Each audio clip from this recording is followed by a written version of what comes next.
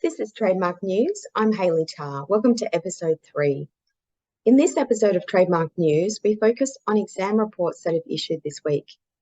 Not surprisingly, an exam report has issued in relation to a certification trademark application for MANUKA Honey, filed in the name of MANUKA Charitable Trust. There are currently 11 other trademarks comprising MANUKA and honey for honey in Class 30 in the name of various Australian and New Zealand entities. If you've had your head in the sand and are unaware of the ongoing saga relating to MANUKA Honey, you might want to read a recent article in ABC News on the subject, written by Clint Jasper. Clint says the New Zealand MANUKA Honey Appellation Society argues that MANUKA is a Maori word and has attempted to trademark it in their home country, as well as in the USA, UK, EU, and China. The Australian MANUKA Honey Association, which has appointed 2 Maori board members, has demonstrated the word has been used in Australia to describe the plant and the honey produced from its pollen since the 1930s.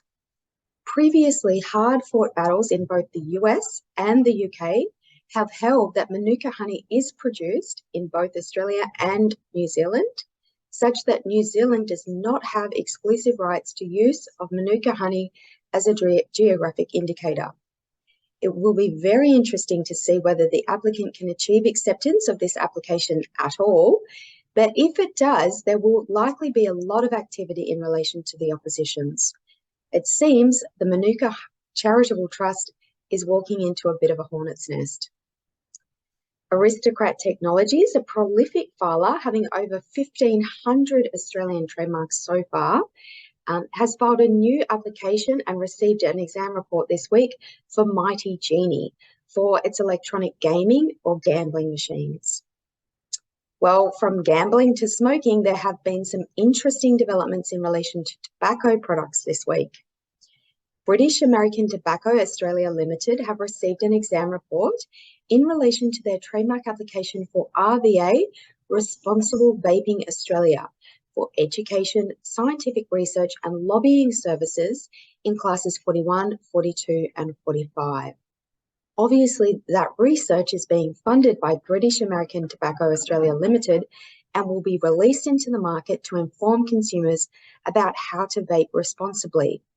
On British American Tobacco's website, it states clearly that British American Tobacco is one of the world's leading vapor companies under its flagship Views brand. The Views brand is registered to an entity called Nico Ventures Holdings Limited in Australia. And you can read between the lines as to how that new research might impact upon the profitability of the company selling the Views brand. Another tobacco company, Philip Morris Brands, SAL, have also received an exam report this week in relation to their trademark application for Marlboro Crafted Selection for goods such as liquid nicotine solutions for use in electronic cigarettes in Class 34. Now, this is very interesting because the Tobacco Plain Packaging Act of 2011 only requires plain packaging on tobacco products.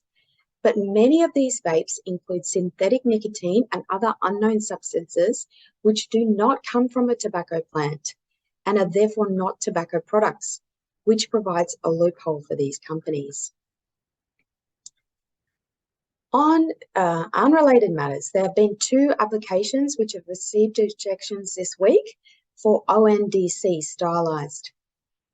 Now, these applications were filed by the Commonwealth of Australia as represented by the Department of Finance. I've addressed this issue in a previous LegalWise article titled "The Trademarks Register as a Crystal Ball." And the reason why I find this very interesting is it creates a phenomenon where one branch of the executive is blocking another branch of the executive. Now that an objection's been raised, if that objection is withdrawn and the application's accepted either before or after a hearing, could it be argued that there has been a conflict of interest because there's no separation of powers here between these 2 different branches where one is accepting an application by the other? Should applications, for example, that receive objections from IP Australia have to go to judicial analysis before the Federal Circuit Court in order to be accepted validly without any implications of conflict of interest.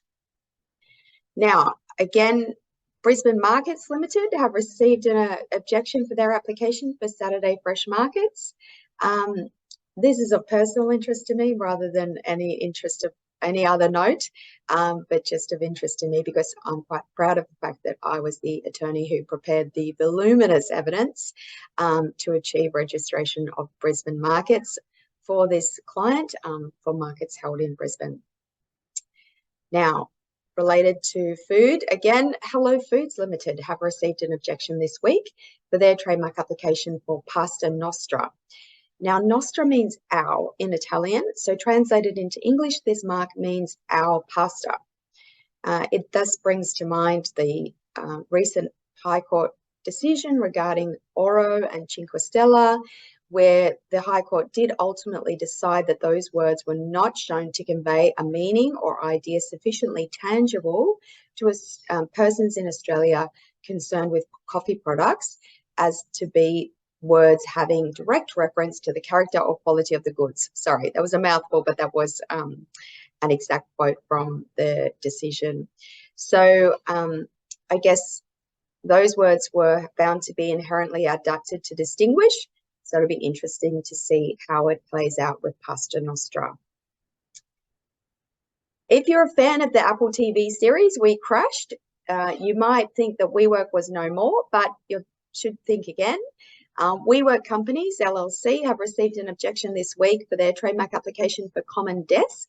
So it seems to be that they're still in business and are potentially trying to whitewash a little with a fresh brand, Common Desk, and continue trading under a bit of a different persona.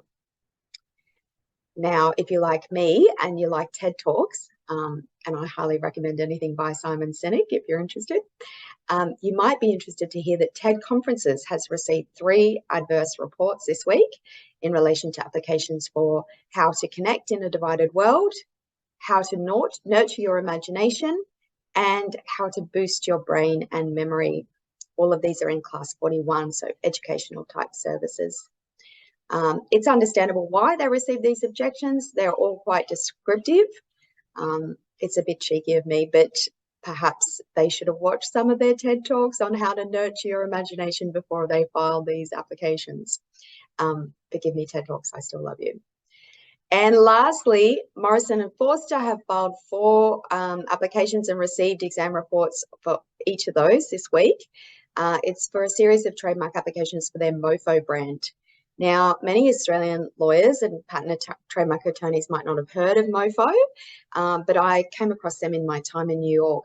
They're a very progressive, very cool law firm, and they're clearly planning to carve out a place for themselves in the Australian legal market.